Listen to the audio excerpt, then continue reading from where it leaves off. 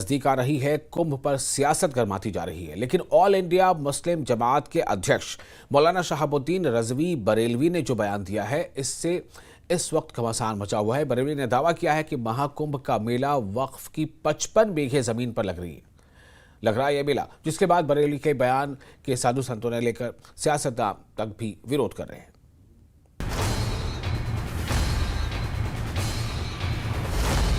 कहां से कौन तंगदिली छोटे दिल का मुजाहरा कर रहा है और कौन लोग हैं जो बड़े दिल का मुजाहरा कर रहे हैं।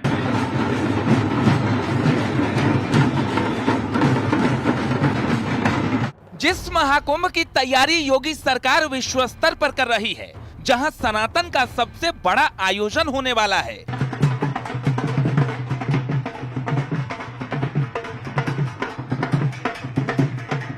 संगम किनारे जिस 4100 हेक्टेयर की जमीन पर मेला लगभग सज चुका है, उस जमीन पर वक्फ के दावे से घमासान मच गया है।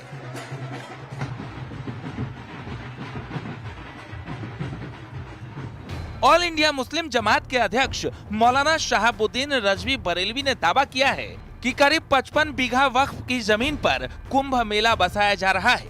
खुद प्रयागराज के जो मुसलमान हैं उनमें से एक सरताज नाम के हैं, उन्होंने इस बात की जानकारी दी और कहा, एलानिया तौर पर इस बात को कहा कि जो ज़मीन है, जिस ज़मीन पर, ज़मीन के बहुत सारे हिस्से पर जो शामियाने तंबू वगैरह लगाए गए हैं, इंतजाम किए गए हैं, मेला लग रहा है, ये वक्फ की ज़मीन है और वहाँ के मुसलमानों की ज़मीन है। दरियादिली देखिए मुसलमानों की कि मुसलमानों ने कुंभ के मेले की तैयारियां, शामियाने और पिंडाल, रोड और सड़कें और खड़ंजों पर कभी मना नहीं किया कि यहाँ पे मत लगाइए।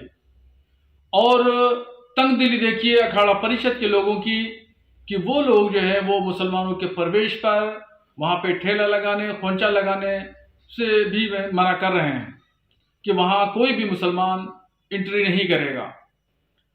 बड़ा दिल दिखाते हुए मुसलमानों ने इस तमाम व्यवस्था को कायम रखने के लिए कोई भी आपत्ति नहीं की और 55 बीघे की जमीन पर जो वक्फ जमीन है, वो जमीन पर कुंभ मेला लग रहा है।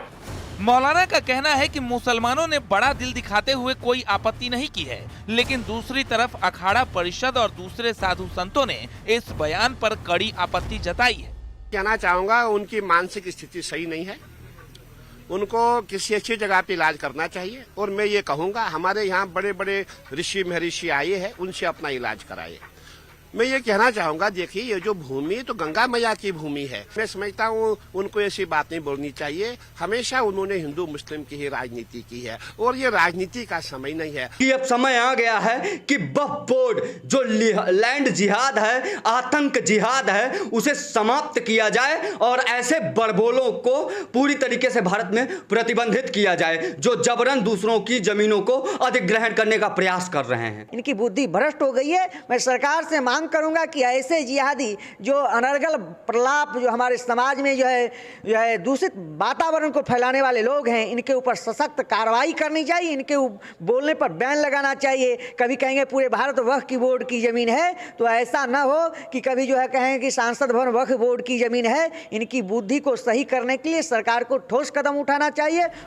दरअसल बरेलवी का ये बयान उस समय आया है जब महाकुंभ लगभग स्वरूप ले चुका है। साधु संत बरेलवी के बयान का विरोध तो कर ही रहे हैं, वहीं विपक्ष के नेता भी निशाना साध रहे हैं। कांग्रेस का आरोप है कि बीजेपी मौलाना से बयानबाजी करवा रही है।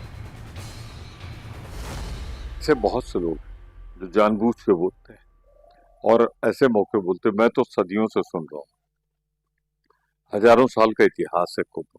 आज तक तो कभी कोई बात नहीं कि मौलाना साहब को कहां से सपना आ गया और वो समय बोल रहे हैं जब कुंभ अपने पूरे स्वरूप में। तो मुझे तो ये लगता है जैसे भाजपा इनसे बुलवा रही है और ये बोल। प्रयागराज में लगने वाला महाकुंभ और वो स्थान ऐतिहासिक महत्व का है, भारत की संस्कृति सभ्यता का प्रतीक है और उस जमीन पर वक्फ बोर्ड का दावा हास्यास्पद है, ऊटपटांग है।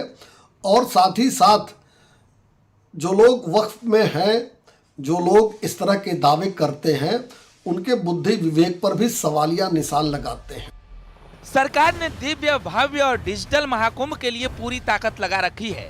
140 साल बाद महाकुंभ का अद्भुत संयोग होने वाला है और इसी संयोग के बीच बरेलवी का वक्फ वाला प्रयोग सियासत का मुद्दा बन चुका है।